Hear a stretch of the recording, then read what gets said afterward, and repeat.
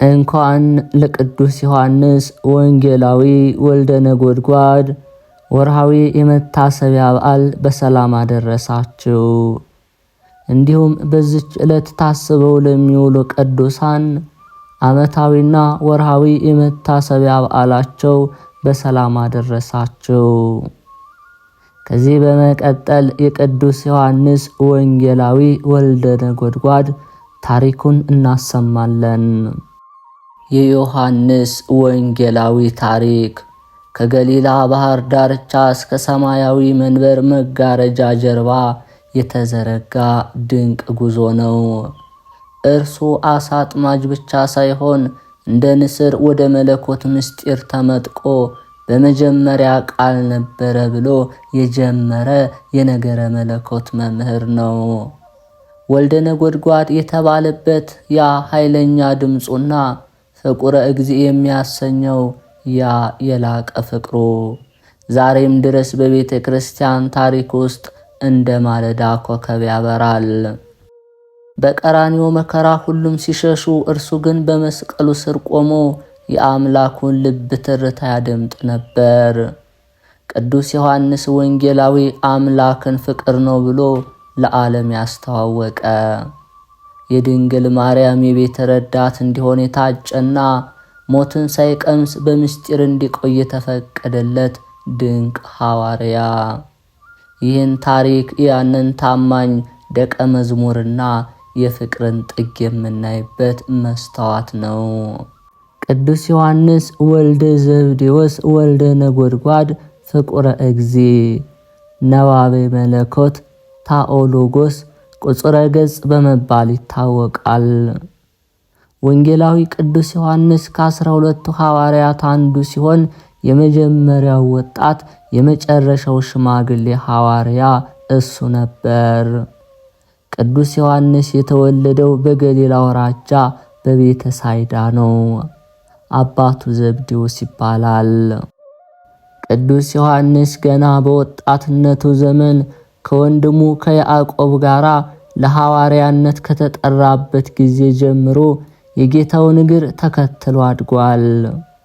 ወንጌላዊ ቅዱስ ዮሐንስ የጌታ ደቀ መዝሙር ከመሆኑ በፊት የመጥምቀ መለኮት የቅዱስ ዮሐንስ ደቀ መዝሙር ከነበሩት ደቀ መዛሙርት አንዱ ነው።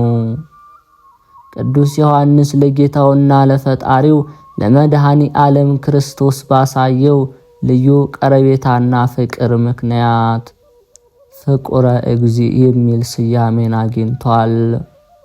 ፍቅሩንና ታማኝነቱን ጌታ በተሰቀለ ጊዜ እሱን ያገኘኛል ብሎ ሳይፈራ ከእግረ መስቀሉ በመዋል በጽኑ እምነት አስመስክሯል። በመሆኑም ጌታችን መድኃኒታችን ኢየሱስ ክርስቶስ በቀራንዮ በመጨረሻዋ ሰዓት ቅዱስ ዮሐንስን ከእመቤታችን ጋር ከእግረ መስቀሉ ባየው ጊዜ እመቤታችን ቅድስት ድንግል ማርያምን እነሆ ልጅሽ እርዳሽ ያጽናናሽ ብሏታል። ደቀ መዝሙሩ ቅዱስ ዮሐንስንም እነኋት እናትህ ታጽናናህ ብሎታል።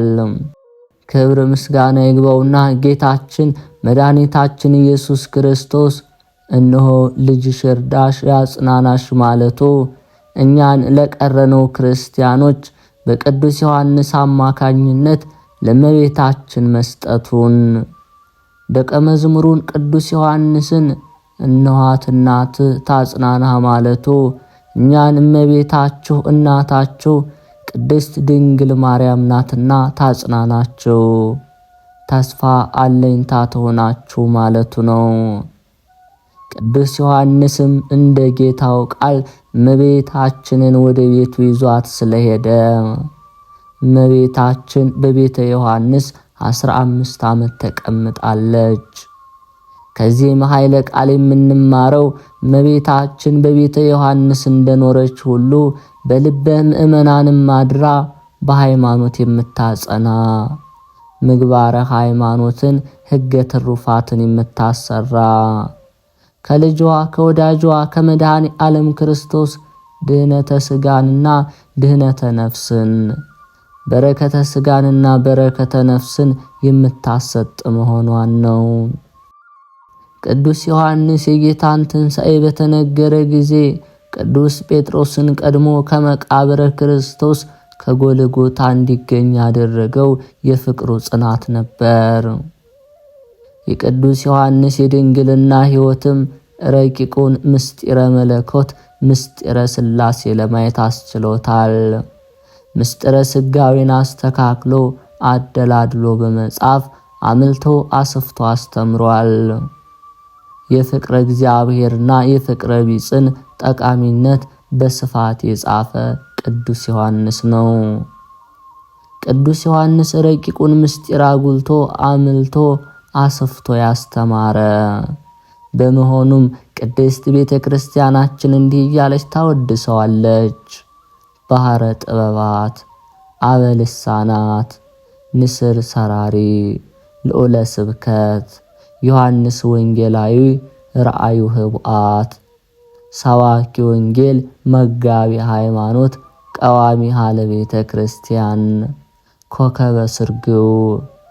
ዮሐንስ ድንግል ባህረ ጥበባት፣ የጥበባት ባህር፣ የልሳኖች አባት፣ ሰማያትን ሰንጥቆ የሚበር ንስር፣ ልዑለ ስብከት፣ ህቡአትን ወይም ምስጢራትን የሚያይ ወንጌላዊ ዮሐንስ፣ ነገር ሁሉ በምስጢረ መለኮት የጣፈጠ የተቀመመ መምህረ ወንጌል፣ የሃይማኖት መጋቢ ነው። የቤተ ክርስቲያን አለኝታዋ የተሸለመ ኮከብ ነው። ነደ እሳት በሆነ በሕፅነ መለኮት በንጽህና የታቀፈ ረቂቁን ምስጢረ መለኮት የሚያይ የሚመረምር የጥበባት ባህር ድንግሉ ቅዱስ ዮሐንስ እንደ መላእክት ድንቅ ስራን ይሰራል ትለዋለች። ቅዱስ ዮሐንስ በስሙ የሚጠራውን አራተኛውን ወንጌለ ክርስቶስ ሕዝብንና አሕዛብን ፍጡርንና ፈጣሪን በብቃት ያገለገለ ታላቅ ሐዋርያ ነው። ስለ ሥጋዊ ሕይወቱ ፍጻሜ ጌታ እስክመጣ ድረስ ይኖር ዘንድ ብወድስ ምን አግዱህ ብሎ ለቅዱስ ጴጥሮስ በነገረው መሰረት አልሞተም። በክብር ከቅዱሳን ጋር በአንድነት አለ እንጂ። መታሰቢያውም ወር በገባው 4 ነው። ቅዱስ ዮሐንስ ፍቁረ እግዚእ አምላካችን ኢየሱስ ክርስቶስ በቅዱስ ወንጌሉ እንደነገረን በመንግሥተ ሰማያት ታላቁ ሰው ወንጌላዊ ዮሐንስ ነው።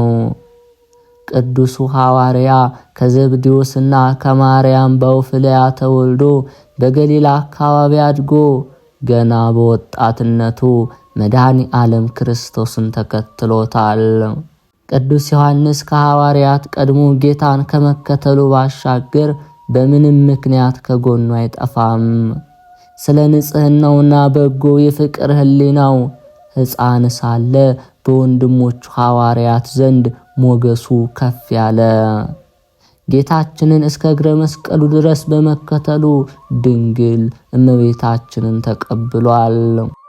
ከሷ ጋር ለ15 ዓመታት ቢቀመጥ መዝገበ ምስጢር ሆነ።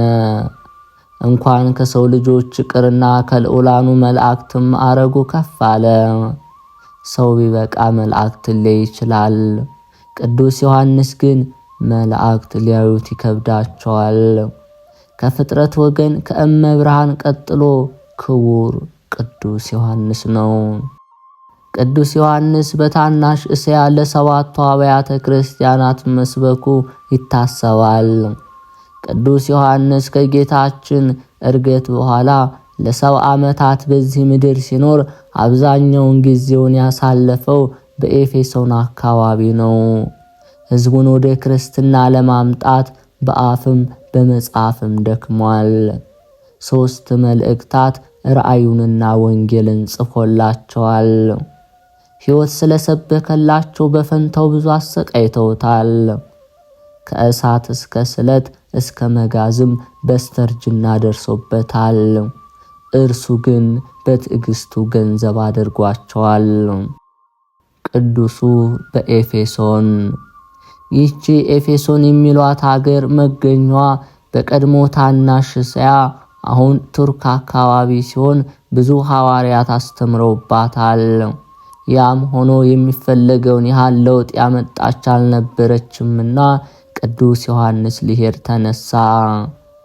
ከደቀ መዛሙርቱ መካከልም ቅዱስ አብሮኮሮስን ከ72 አርድእት አንዱ አስከትሎ እየጸለዩ በመርከብ ላይ ተሳፈሩ።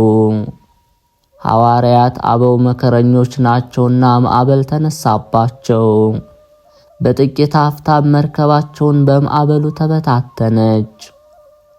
ቅዱስ አብሮኮሮስ በስባሪ ላይ ተሳፍሮ ወደ አንዲት ደሴት ደረሰ። ግን ከንጹሕ መምህሩ ቅዱስ ዮሐንስ ተለይቷልና ለቀሰ። ፍቁረ እግዚእ ግን ያለ ምግብና ያለ ውሃ ማዕበለ ባህር እያማታው ለ40 ቀናት ቆየ።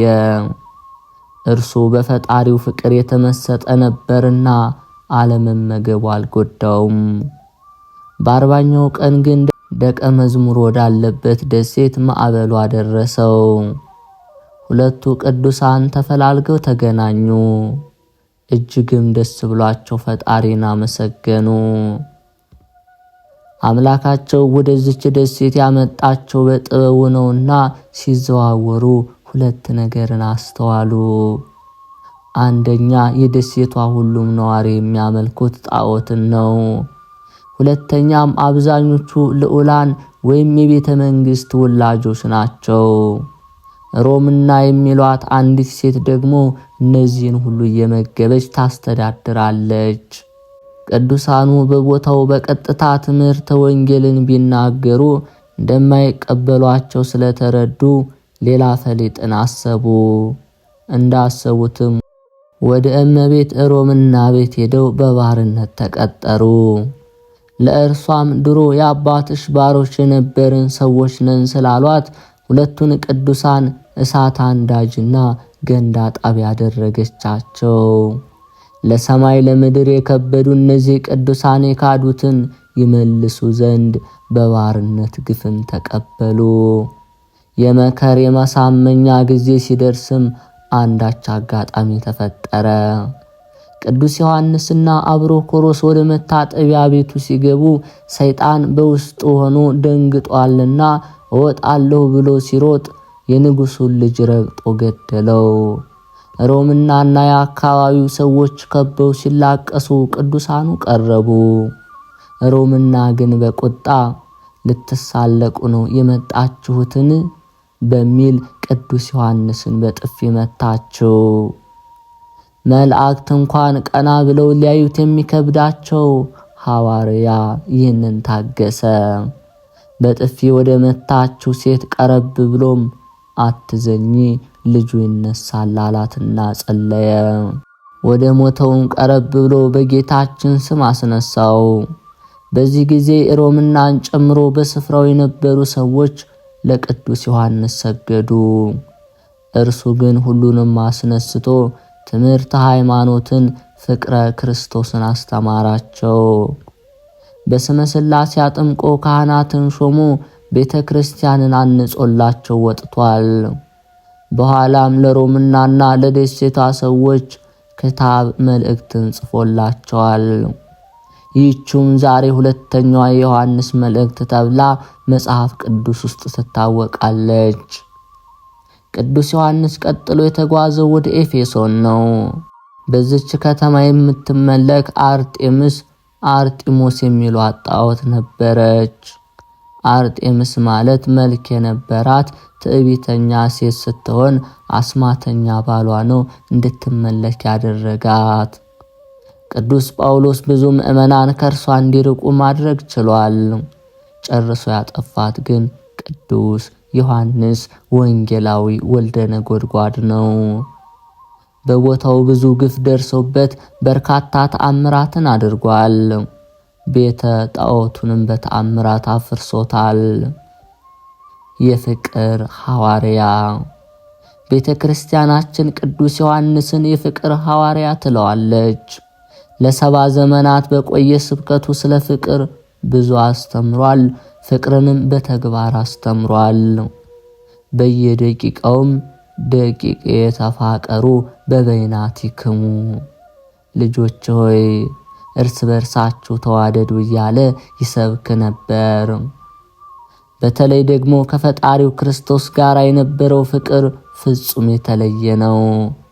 በዚህ ምክንያትም ጌታ ባረገ ጊዜ እንዲህ ብሎታል፣ ለፍጡር ከሚገለጥ ምስጢር ከአንተ የምሰውረው የለኝም ብሎታል።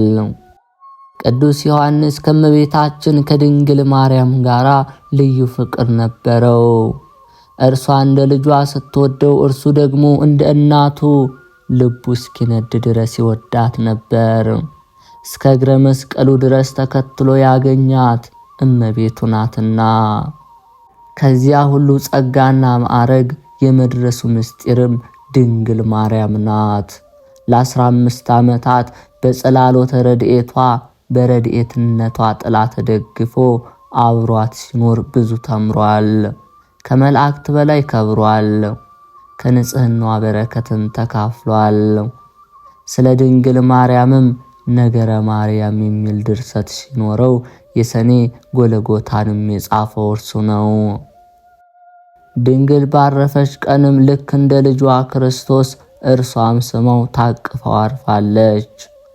ታላቁ ቅዱስ ሐዋርያ ዕድሜው 90 ዓመት በሆነው ጊዜ በዚች ዕለት ተሰውሯል። ከዚያ አስቀድሞም የዓለምን ፍጻሜ ተመልክቷል። ዛሬ ያለበትን የሚያውቅ ቸር እግዚአብሔር ነው። እናት ቅድስት ቤተ ክርስቲያን ዮሐንስን ስትጠራው እንዲህ ነው፣ ወንጌላዊ ሐዋርያ ሰማዕት ዘእንበለ ደም፣ አቡ ቀለምሲስ ምስጢራትን ያየ፣ ታኦሎጎስ ነባቤ መለኮት፣ ወልደ ነጎድጓድ ደመ መለኮት ወምስጢር፣ ፍቁረ እግዚ ርእሰ ደናግል የደናግል አለቃ፣ ዘረፈቀ ውስጥ ሕጽኑ ለኢየሱስ ከጌታ ጎን የሚቀመጥ ንስር ሰራሪ ምድራዊ መልአክ አምደ ብርሃን ሐዋርያት ትንቢት ኮከበ ከዋክብት በቅዱስ ዮሐንስ ላይ ያደረ የእመቤታችን የድንግል ማርያምና የአንድ ልጇ ፍቅር በእኛም ላይ ይደር። ቅዱስ ዮሐንስን የወደደ ጌታ በፍቅሩ ይጠግነን፣ ከእናቱ ፍቅር አድርሶ በሐዋርያነት በረከት ያስጊጠን። በጌታ በኢየሱስ መስቀል አጠገብ የእናቱ እህት የቀሌዮጳ ሚስት ማርያም፣ መግደላዊት ማርያም ቆመው ነበር።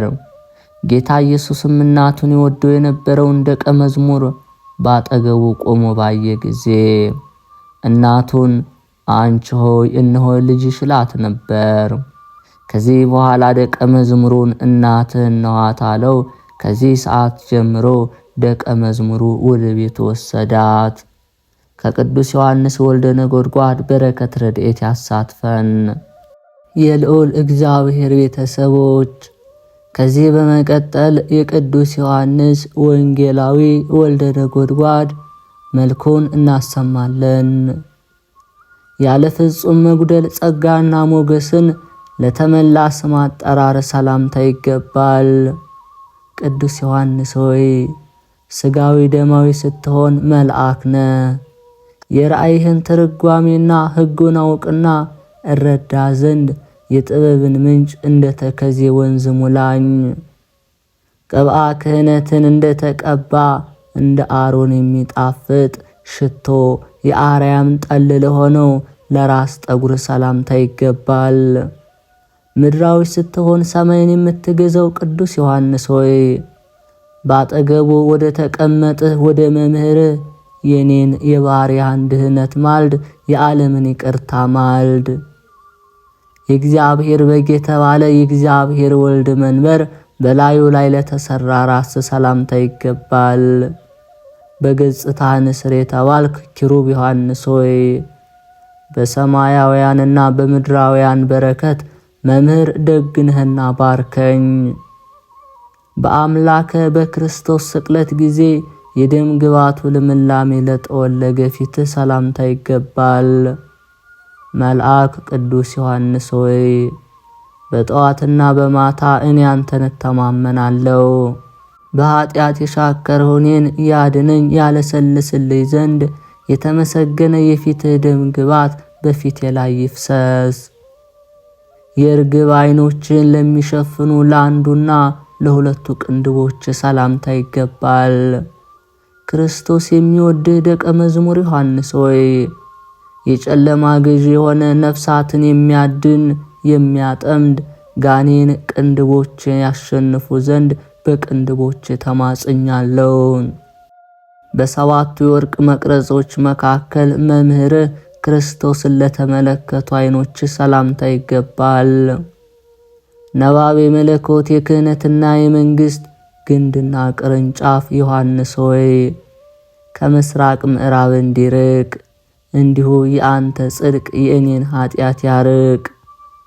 ሰባቱን የነጎድጓድ ነገሮች ሰባቱን አጽርሃ መስቀል ያዳምጡ ዘንድ ለነቁ ጆሮች ሰላምታ ይገባል። ከመላእክት ጋር ስምም ይሆንክ ዮሐንስ ሆይ ጠላቱን እንዳሸነፈ ሰው ከንጽህና ሳጥንህ የብርሃን መጽሐፍና የተሸሸገ መናን ስጠኝ።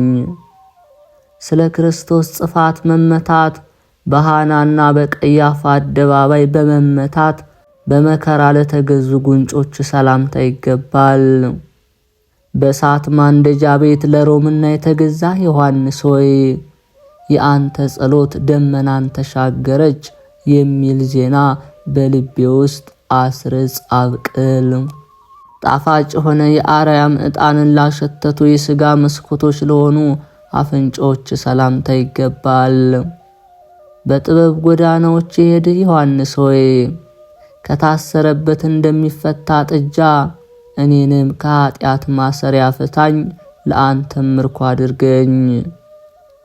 ባለሟልነት እንደ ውሃ ምንጭ ለሚፈሳቸው ከንፈሮች ሰላምታ ይገባል። በጌታ ክርስቶስ መሳም በቀለም እንደተነከረ ግምጃ ተነክረዋል። አቡ ቀለምሲስ የተባልክ ቅዱስ ዮሐንስ ሆይ ከተመሰገነው መስዋዕት ከንፈሬን ታስነካልኝ ዘንድ ና፣ በከንፈሮቼ አበሳና ርክስና በስተዋልና። ዋአዩ ግለቱ ሳያቃጥለው የመለኮት አፍ ለሳመው አፍ ሰላምታ ይገባል። ፍጥሞ በምትባል ደሴት ምስጢርን ያየ ቅዱስ ዮሐንስ ሆይ የራእይህን ትርጓሜ ማንበብ መተርጎም እችል ዘንድ የአንደበትህን ማኅተም በእኔ ላይ ፍታልኝ፣ ግለጥልኝ። የአባቶችን ትራፊ ላልበሉ ላላኘኩ እንደ ወተት ነጫጭ ለሆኑ ጥርሶች ሰላምታ ይገባል። የተላከ ሐዋርያና ነቢይ ቅዱስ ዮሐንስ ሆይ ንግግር የጣፈጠ ያማረ ይሆን ዘንድ ጨው ንግግር አልጫው አንደበቴን ያጣፍጠው። ሁለት መንገዶችን ለሚናገር አንደበት ሰላምታ ይገባል። እነዚህም አንዲቷ የሕይወት አንዲቷ የሞት ናቸው። የእውቀትን ባህር የምትዋኝ የቋንቋዎች አባት ቅዱስ ዮሐንስ ሆይ ከነዚህ ከሁለቱ መንገድ ሕይወት በተሰኘችው ውሰድብኝ፣ ከአንተ ዘንድ የምመኛት ይችናትና። የተመሰገነ ወንጌልን ካስተማሩ ከሦስቱ ወንጌላውያን ይልቅ ነገሩ ልዑል ከፍ ላለ ቃል ሰላምታ ይገባል። የእግዚአብሔር ወዳጅ ብፁዕ ዮሐንስ ሆይ በቃል ትእዛዝ ከኔ በላይ ክፉ የመከሩ ጠላቶችን ትበትንልኝ ዘንድ ልመናዬን በፊት አደርሳለሁ። ሕይወትን ለሚተነፍስ እስትንፋስ ሰላምታ ይገባል። ዳግመኛ የክህነትን ስልጣን ለሚሰጥ የእስትንፋስ በረከት ሰላምታ ይገባል። የጥበባት ባህር መምህር ዮሐንስ ሆይ በሁለተኛ ልደት የተቀበልኩትን የቀድሞ በንፍሃት ያገኘሁትን ጸጋዬን የተመሰገነ እስትንፋስ አድሰው። ከመዓር ከሶከር ይልቅ አነጋገሩ ለሚጣፍጥ የትንቢት ምንጭ ለሆነ ጉሮሮ ሰላምታ ይገባል። አባትህ ዘብዴዎስን ከነመረቡ ጥለህ የተከተልክ ቅዱስ ዮሐንስ ሆይ ሕገ ወንጌልን ለወገኖቹ የምታስተምር የእግዚአብሔር በሥጋ የቅርቡ ዘመዱ ነህ። እንደ አማረ ጸንቶ ይኖር ዘንድ እግዚአብሔር ለመረጠው አንገተ ሰላምታ ይገባል። የጥበባት ጌታ የኢየሱስ ባለሟል የወንጌል ሰባኪ ቅዱስ ዮሐንስ ሆይ አምላክ በመስቀል ላይ እነኋት እናትህ እንዳለ በመንግሥተ ሰማይ እናትህ ማርያም ከአንተ ጋር ናት። ከሰማይ ዙፋኑ ሳይጎድል የልዑል እግዚአብሔር መቀመጫ ለሆነ ትከሻ ሰላምታ ይገባል። የጽዮን የደጇ ጌጥ ዕንቁ ዮሐንስ ሆይ ከሚከብድ ድንጋይ ከሚጨንቅ ከአሸዋ ሸክም እጅግ የበረታ የኃጢአት ሸክም አመፃን ከትከሻዬ ላይ አንስተ ጣለልኝ። ክንፋቸው 6 ከሆነ ከሱራፌል ክንፋቸው 4 ከሆነ ከኪሩቤል ለማያንስ ጀርባ ሰላምታ ይገባል። ለተመሰገነ ለያዕቆብ ልጅ ለይሁዳ ለሆዱ ዕንቁ ዮሐንስ ሆይ የሄኖክ ሰውነት የተሸሸገችበት በአንተ ትመላለስ ዘንድ ነፍሴን የበቃች አድርጋት። የምስጋና ልብስ በማኅተም ቅርጽ በላዩ ላይ ለተዋሃደ ለተቀረጸ ደረት ሰላምታ ይገባል። የዓለም ሁሉ አገልግሎት በላዩ ላይ አለ። ከበረከትህ ዛሬ ትሰጠኝ ዘንድ በገዳም መስቀል ጽናት ዮሐንስ ሆይ አማልኩ። ከጸጋ የተራቆተችበት ጊዜ ለሌለ የነበልባል መለኮት መጠጊያ ለሆነች ጭንህ ሰላምታ ይገባል። ለልጆቿና ለእመቤቶቿ መልእክትን የምትጽፍ ቅዱስ ዮሐንስ ሆይ ፍጹም መከራ በሚጸናባት ዕለት ክርስቶስ በተባለች በዕለተ ምጽአት የኔ ማረፊያ ካንተ ጎን ይሁን። የአይሁድ መምህር ቅዱስ ጳውሎስ የሰላም ምሰሶች እንዳለ የሰላም ምሰሶች ለሆኑ እጆች ሰላምታ ይገባል። የነጎድጓድ ልጅ መብረቅ ቅዱስ ዮሐንስ ሆይ የነፍስን መርከብ ሞገድ እንዳያውክ ከባድ ከሆነ ከበደል ማዕበል በእጆች ወልውለኝ። በፍቅረ ቢጽና በፍቅረ እግዚአብሔር በእነዚህ ሁለቱ ኦሪትና ነቢያት ጸንተው ይኖራሉ ብለህ ያስተማርህ የገሊላው ዮሐንስ ሆይ ለተመሰገነ ክንድ ሰላምታ ይገባል። ለየዋህ በግ ከተኩላት አድነኝ ዘንድ እኔ በጸሎት በተዘረጋ ክንድ እማጸናለሁ። በምስጋና አደባባዩ ለሚቆሙ የ60 ኃይለኞች ኃይል ላለው ኩርና ሰላምታ ይገባል።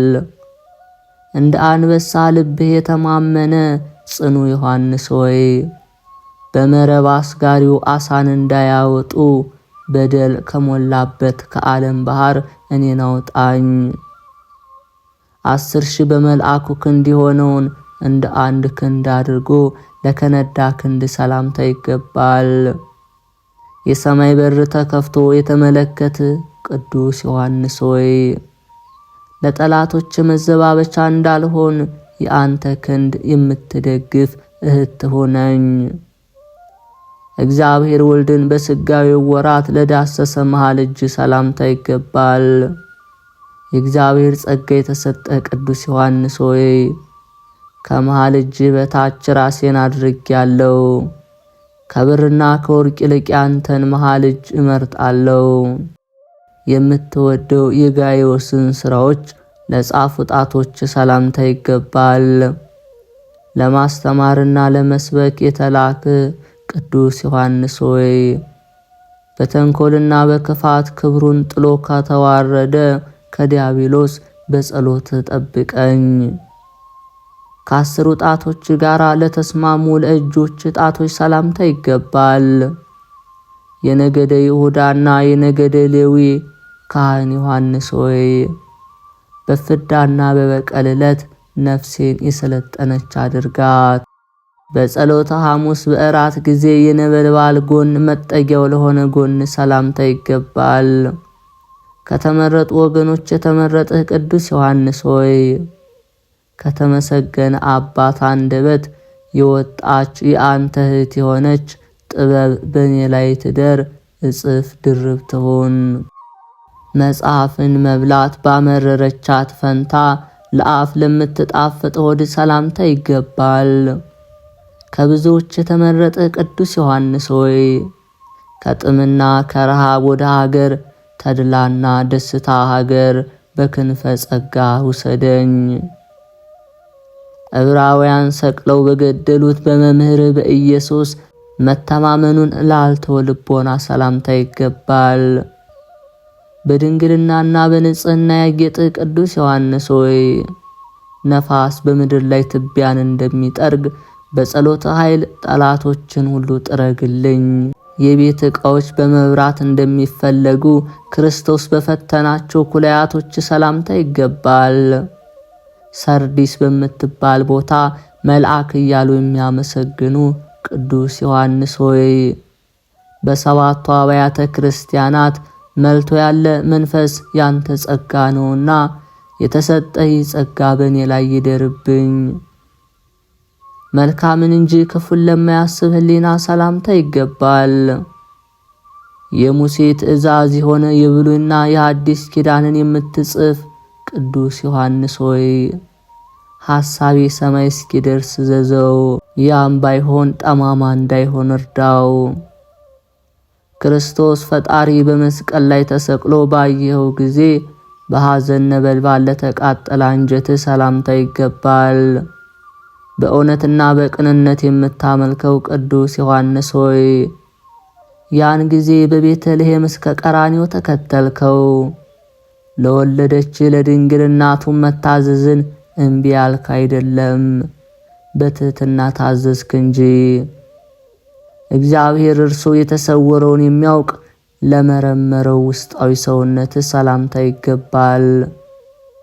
የክርስቶስን ከድንግል መወለድ የሰበክ ቅዱስ ዮሐንስ ሆይ ለኔ ለባሪያ የቀናውን መንገድ ምራኝ፣ ወደ ቤትህ እንድገባም ፍቀድልኝ። የይቅርታና የርኅራኄ ውሃ ፈጽሞ ለማይለየው የንብ ቲራ ማሰሮ አምሳል ለሆነ እንብርት ሰላምታ ይገባል። እንደ ቀደመችቷ ደብተራ ኦሪት የምትጣፍጥ ሽቶ ዮሐንስ ሆይ የጨለማ በጋዞች ከሆኑ ጠላቶቼ በጸሎት ጠብቀኝ። በላይ ላይ መከራ እንዳያመጡን በጸሎት ሰውረኝ። በመምህርህ በኢየሱስ ቅንዓት መታጠቂያና በቅድስና መታጠቂያ ላጌጠ ወግብ ሰላምታ ይገባል። ከሦስቱ ወንጌላውያን አራተኛ የምትሆን ቅዱስ ዮሐንስ ሆይ ከሰማይ እንደወደቁ መላእክት ከሕይወት ጎዳና የራቁ ጠላቶችን በምልጃ ጣላቸው። በምሰሶ አምሳሌ ሥጋህን አዳራሽ ላነጹና ላጸኑ ታፋዎች ሰላም እላለሁ። በማስተዋልና በንጽህና የመላእክት ወዳጅ ሆንክ ቅዱስ ዮሐንስ ሆይ በቤትና በመንገድ አውሬ እንዳይነጥቀኝ ለበግ ጠባቂ ሆነኝ። የክርስቶስን ወንጌል የሰበከ ቅዱስ ዮሐንስ ሆይ ለጉልበቶች ሰላምታ ይገባል። የመልኩ ጸዳል እጅግ ለሚያስደንቅ መልአክ በሰገድህ ጊዜ የጌቶች ባሪያ ነኝና ለኔ አትስገድልኝ፣ ስግደትስ ለአምላክ ይገባል በማለት መልአክ ክብርህን ገለጠልኮን። በክርስቶስ መነሳት ጴጥሮስን እስኪቀድሙት ድረስ ግስገሳላ በዙ እግሮች ሰላምታ ይገባል። የእስያና የኤፌሶን መልአክ ቅዱስ ዮሐንስ ሆይ በበደል ድንጋይ እግሮች ተሰነካክለው ታመዋልና ይድኑ ዘንድ ዳሳቸው። የነጋሲ ወይም የሹም የዳዊትን ቤት ክብር የምትወርስ ቅዱስ ዮሐንስ ሆይ ለተረከዝ ሰላምታ ይገባል። አንተ ምድራዊ መልአክ ሰማያዊ ሰው ነህና የዓለም አባት የአዳም ጠላት ለሆነው ከይሲ ዲያብሎስ እኔን መያዝ እንዳይችል ተረከዜን እንደ ብረት የጸና አድርገው። በፍርድ አደባባይ ከጌታ ኢየሱስ ጋር በቆመ ጊዜ ዝንባሌ ለሌለው መካሄድ ሰላምታ ይገባል። በእሳት ማንደጃ ቤት ለሮምና የተገዛ ቅዱስ ዮሐንስ ሆይ አንተን መጠጊያ አድርጌያለሁና ለዲያብሎስ ከመገዛት ነፃ የወጣሁ አድርገኝ። የኃጢአት ትቢያ ላልነካቸው ለእግር ጣቶች ሰላምታ ይገባል። የሚያልፍ የሥጋ ዓለምን ንቀሃልና የነቢያትና የሐዋርያት አንድነት ያሉ ቅዱስ ዮሐንስ ሆይ እግሮች ጸንተው እንዲቆሙ አድርግልኝ። ወዲያና ወዲያ አትውሰደኝ፣ ወደ ክፉ ቦታም አታውጣኝ። በመልክ ዳርቻ ለሚቀመጡ 10 የእግርህ ጥፍሮች ሰላምታ ይገባል። ቅዱስ ዮሐንስ በሰማይ ከፍ ያልክ የዓለም አማላጅ ነህ። በዕብራውያን 4 ከዋክብት ተብለው ከተሰየሙ ደጋግ ሰዎች አንተ ትበልጣለህ። የወንዝ ዳር ዛፍ ለመሰለ ቁመት ሰላምታ ይገባል። የቁመትም ጥላ የመጽሐፍ ተራራዎችን የሸፈነ ነው። ቅዱስ ዮሐንስ ሆይ አንተን መጠጊያ አድርጌያለሁ። ያን ጊዜ ሰማያት ቦታ በሚያጡበት ጊዜ ወደ ቀኝ የምታደርስ የጽድቅ መንገድ ምራኝ። የምስጋናና የዝማሬ መንሻ በማቅረብ ለሚያምር መልክ ሰላምታ አቀርባለሁ። ንጽሕናን እንደ ግምጃ የለበሰ ቅዱስ ዮሐንስ ሆይ የከንፈሬ ፍሬ ሆነ ጸሎቴን ተቀበል። ንጹሕ እንደሆነ የዕጣን ሽታም አድርግልኝ። በወንድሞች ዘንድ አይሞትም የሚለው ይህ ነገር ወጣ እንደተባለ ያልሞት ቅዱስ ዮሐንስ ሆይ ለፍልሰት ሰላምታ ይገባል። በቅድስናና በንጽሕና ሰውነቶች የተጌጡ ናቸው። በሚወደድ በገነት ውስጥ ለመመላለስ አብቃኝ። በዚያ የሚኖሩ የተመረጡ ናቸውና። የመኖርህን ነገር ያስረዳ ዘንድ ለተተወለ ልብስ ከጫማ ጋር ክብር ይገባል። ከመላእክት ጋር ወዳጅ ሆንክ ቅዱስ ዮሐንስ ሆይ ሞልቶ የተትረፈረፈ የፍቅር አንድነት ወንዝ በሆዴ ውስጥ የጎደለ ይሁን ይሙላ እንጂ። ቅዱስ ዮሐንስ ሆይ ለሚለምንህ አትከልክለው የሚለውን የወንጌል ትእዛዝ ታውቃለህና ከላይ ያለች በረከትን እፈልጋለሁ። ባለጸጋ ቅዱስ ዮሐንስ ሆይ መስጠትን ቸል አትበል፣ የድሃ ሕይወቱ ልመና ነውና። አባቴ ቅዱስ ዮሐንስ ሆይ በንጽሕና ገንዘብ የኔን የኃጢአት ዕዳ ክፈል። የሚሸት የኔን ሥራን በሽቶ ጸሎት ለውጥ። መሥዋዕት የምታሳርግ ክቡር ዮሐንስ ሆይ እኔን ለመባረክ ከወንድሞች ሐዋርያት ጋርና በልቦናዬ ውስጥ ፍቅር ሞልቷልና። የኢየሱስ ክርስቶስ ወዳጅ ዮሐንስ ወልደ ነጎድጓድ ሆይ ሰላምታ ይገባሃል። አቡ ቀለምሲስ የተባልክ ክቡር ዮሐንስ ሆይ ሰላምታ ይገባሃል። የሐዲስ ሥርዓት ሐዋርያ ዮሐንስ ሆይ በቤተ ምንዳድ ለደረሰብህ መከራ ሰላምታ ይገባል። በትዕግስት የሮምናን ቁጣ ችለህ የሞተውን ልጅ አስነሳ ቅዱስ ዮሐንስ ሆይ ሰላምታ ይገባሃል። መከራን የምትታገስ ቅዱስ ዮሐንስ ሆይ እንዳንተ ያለ በምድር ላይ ማን ነው? ክብርን የተመላ ቅዱስ ዮሐንስ ሆይ ሰላም ላንተ ይሁን እያልኩ በምስጋናና በእንቢልታ የቤተ ክርስቲያን የጉባኤዋ መሪ እነሆ አደንቅሃለሁ። በምስጋናና በመሐሌት የመላእክት ወዳጅ ሆንክ እውነተኛ ቅዱስ ዮሐንስ ሆይ ሰላም ላንተ ይሁን። ቅዱስ ዮሐንስ ለሚልህ የመልክህ ደም ግባት ምን ያምር፣ የስምህ አጠራር ምን ይጣፍ። አራተኛውን ወንጌል የጻፈ ቅዱስ ዮሐንስ ሆይ ሰላምታ ይገባሃል። ኮል የተባለ የምስጋና መዓዛ በሰው ሁሉ አፍንጫ በጎ በጎ ሸተተ። ንስር የተሰኘ ቅዱስ ዮሐንስ ሆይ ልዑል ከሆነ ከሰማይ ተዋህዶ ያ ቃል ሥጋ ሆነ በእኛም አደረ እያልክ በረህና። የእግዚአብሔር ወልድ እናቱ የድንግል ማርያም ባለሟል ቅዱስ ዮሐንስ ሆይ በዘጠኙ ሊቃናት አርአያ ሰላምታ አቀርብልሃለሁ። የከንቱ ጸጋ ዋጋ ያልተከፈለበትን ክብር አድለኝ። አቤቱ የቅዱስ ዮሐንስ ወልደ ነጎድጓድ አምላክ ሆይ ከክፉ ነገር ጠብቀን፣ ከነፍስ መከራም አድነን፣ ከሥጋም አድነን። ሰውረን፣ በሰው ዘንድ መወደድ ስጠን። ሁላችን ጠብቀን በጸሎት አስቡን ያሉን እህት ወንድሞቻችን በሀገር ውስጥ በሀገር ውጭም ያሉ ይህንን የሚሰሙ ሁሉ ጠብቀን ለዘላለሙ አሜን። አባታችን ሆይ በሰማያት የምትኖር፣ ስምህ ይቀደስ፣ መንግሥትህ ትምጣ፣ ፈቃድህ በሰማይ እንደሆነች እንዲሁም በምድር ላይ ትሁን። የዕለት እንጀራችን ስጠን ለዛሬ፣ በደላችንም ይቅር በለን እኛም የበደሉ ይቅር እንደምንል፣ አቤቱ ወደ ፈተናም አታግባን ከክፉ ሁሉ አድነን እንጂ መንግሥት ያንተ ናትና ኃይል፣ ክብር፣ ምስጋና ለዘላለሙ አሜን። እመቤታችን ቅድስት ድንግል ማርያም ሆይ በመልአኩ በቅዱስ ገብርኤል ሰላምታ ሰላም እልሻለሁ። በሐሳብሽ ድንግል ነሽ፣ በሥጋሽም ድንግል ነሽ። አሸናፊ እግዚአብሔር እናት ሆይ ሰላምታ ላንቺ ይገባሻል። ከሴቶች ሁሉ ተለይተሽ አንቺ የተባረክሽ ነሽ፣ የማኅፀንሽ ፍሬ የተባረከ ነው። ጸጋን የተመላሽ ቅድስት ሆይ ደስ ይበልሽ፣ ልዑል እግዚአብሔር ከአንቺ ጋር ነውና ከተወደደው ልጅሽ ከጌታችን ከመድኃኒታችን ከኢየሱስ ክርስቶስ ዘንድ ይቅርታና ምሕረትን ለምኝልን ኃጢአታችንም ያስተሰርይልን ዘንድ ለዘላለሙ አሜን። ጌታ ኢየሱስ ክርስቶስ ለዮሐንስ ስለገለጸለት ምስጢር ይቅርታው ቸርነቱ ለዘላለም በእውነት ይደረግልንና ጌታችን አምላካችን መድኃኒታችን ኢየሱስ ክርስቶስ ለቅዱስ ዮሐንስ ወንጌላዊ የገለጸለት ታላቅ ምስጢር።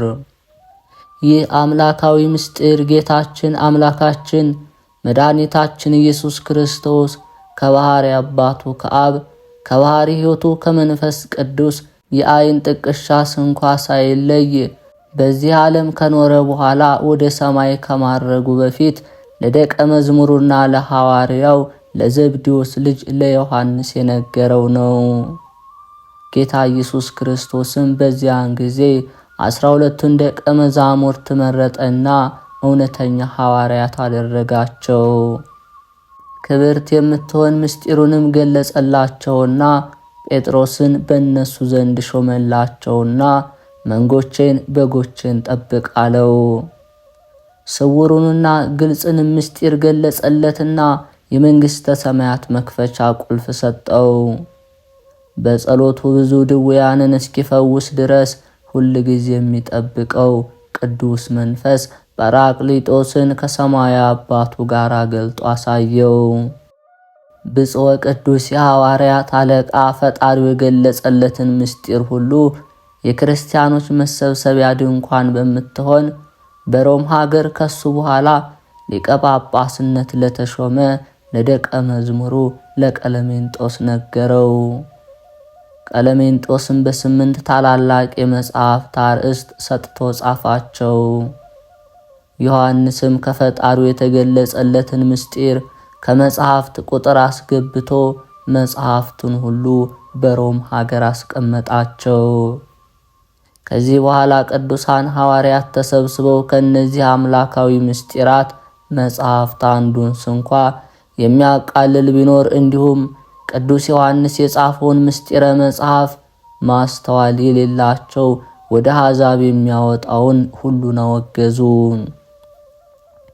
የመጽሐፍቱንም ስም ትሩፍ፣ ሁለተኛ ተረፈ ወንጌል ይባላል። ዮሐንስም እንዲህ አለ። እኔን መጽሐፍ የጻፍኩት ፈጣሪ በገለጸልኝ ልዩ ምስጢር መሰረት ነው። በውስጡም ጌታ ያደረጋቸውን ልዩ ልዩ ተአምራት ያየሁትንና የሰማሁትን በወንጌል ሳይጻፉ የቀሩትን በ3 ወንጌላውያን መጽሐፍትም የተዘነጉትን ሁሉ ጻፍኩ። እነሱ ጌታችን ኢየሱስ ክርስቶስ ካደረጋቸው ተአምራት አብዛኛውን ገልጸው አልጻፉትም።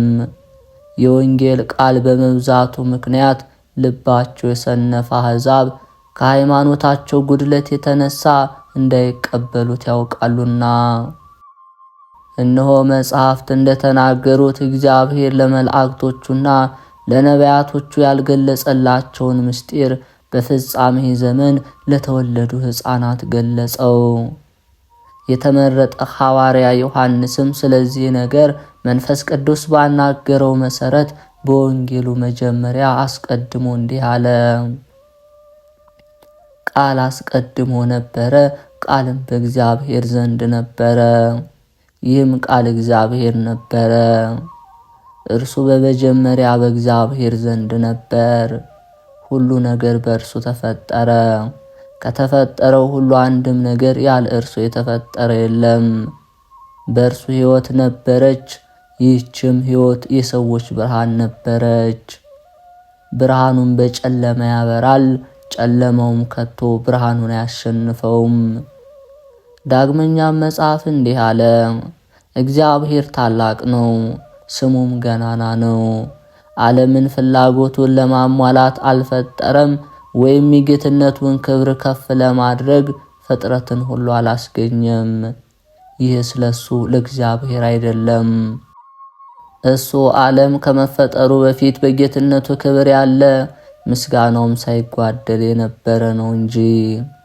እግዚአብሔር ግን ሰውን በመውደዱ ዓለምን ፈጠረ። ፍጥረትም ሁሉ ሥራውን አይቶ ኃይሉን ያውቅ ዘንድ ለዘላለሙ ምስጋናውን በባህሪው እንዳለ ችሎታው፣ አገዛዙ በእነሱ ዘንድ ይታወቅ ዘንድ ፍጥረታትን ሁሉ ፈጠረ። ልዑላሉን ብርሃኑን ሰማያትንም የፈጠረ የጌትነቱን ዙፋን ከሁሉ በላይ የዘረጋ ስሙን ይቀድሱ ዘንድ የቅዱሳን መላእክትን ጭፍራ እየወገናቸው የፈጠረ እሱ እግዚአብሔር የተመሰገነ ታላቅ ፈጣሪ ነው። እሱን ያመሰግኑት ዘንድ ልዩ ልዩ የምስጋና አይነት አዘጋጀ።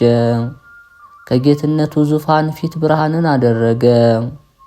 ዳግመኛም የጌትነቱን ሁሉ ዙፋን የሚሸከሙ 4 እንስሳ የተባሉ መላእክትን ፈጠረ። የእነዚህም የመጀመሪያው ፊቱ የሰው ፊት ይመስላል፣ የሁለተኛው ፊቱ የአንበሳ ፊት ይመስላል። እነዚህ በቀኝ በኩል ዙፋኑን ይሸከማሉ። የሦስተኛው መልአክ የላም ፊት ይመስላል፣ የአራተኛው የንስር ፊት ይመስላል። እነሱም ከቀኝ ወደ ግራ በኩል ዙፋኑን ይሸከማሉ። ኪሩቤል የተባሉ ክንፍ ያላቸው መላእክት አሉ።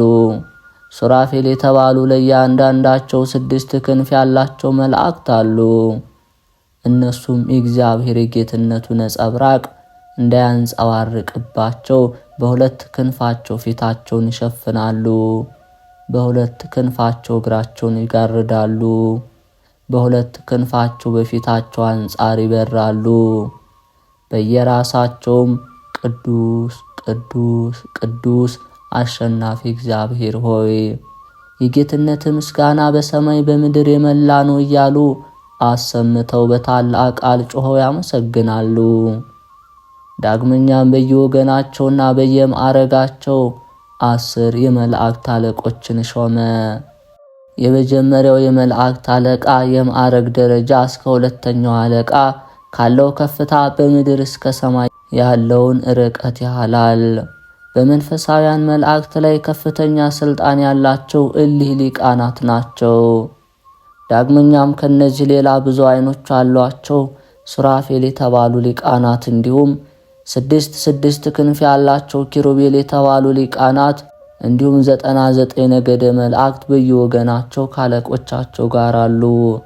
ከነሱም ምስጉን የሆነ እግዚአብሔር ስምን የሚያመሰግን አለ፣ የሚዘምር አለ፣ የሚባርክ አለ፣ የሚቀድስ አለ። ልዑል እግዚአብሔርን እሱን በፍጹም ምስጋና ያመሰግኑት ዘንድ ያማረና የተወደደ አንደበት ሰጣቸው። በተፈጥሯቸውም ከፍተኞች ብርሃናውያን አድርጎ ፈጠራቸው።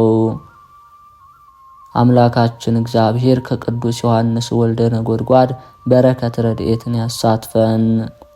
በተሰጠው ቃል ኪዳንም ቅዱስ ዮሐንስ ወንጌላዊ ወልደ ነጎድጓድ ይጠብቀን ለዘላለሙ አሜን። ግንቦት 4 የሚከበሩ ዓመታዊ ቅዱሳን በዓላት አቡነ መልከ ጼዴቅ ካህን ኢትዮጵያዊ ጻድቅ፣ አባ ዮሐንስ ሊቀ ጳጳሳት፣ ቅዱሳን ሶሲማና ኖዳ ሰማዕታት የታላቁ ፊቅጦር ተከታዮች ነበሩ። ወርሃዊ ቅዱሳን በዓላት ቅዱስ ዮሐንስ ወልደ ነጎድጓድ ወንጌላዊ፣ ቅዱስ እንድርያስ ሐዋርያ፣ ቅዱስ ሶፊያ ሰማዕት፣ ቅዱስ ዮሐንስ ዘሐራቅሊ። የክርስቶስ ቤተሰቦች፣ የማህደር ሚዲያ ተከታታዮች ይህንን መንፈሳዊ ቻናል ቪዲዮ ላይክ፣ ሰብስክራይብ በማድረግ ሐሳብ አስተያየታችሁ እንደ ሁል ጊዜያችሁ እንድትሰጡን እንጠይቃለን። ሁሉንም ሐሳብ አስተያየት እየተከታተልን የምናሻሽለውና መልስ የምንሰጠውን እያንዳንዱን እንከታተላለንና የተሰማችሁን የሚስተካከሉ ነገሮችንም ሐሳባችሁንም ብትሰጡ ለሁሉም ምላሽ የምንሰጥ መሆኑን እየገለጽን በቀጣይ በሌላ ቅዱሳን ታሪክ እስከምንገናኝ በያላችሁበት በስደት ላይ በስራ ላይ ያላችሁ የእግዚአብሔር ጥበቃ ከሁላችሁ ጋር ይሁን። አቅራቢ ዲያቆን ቤተ ማርያም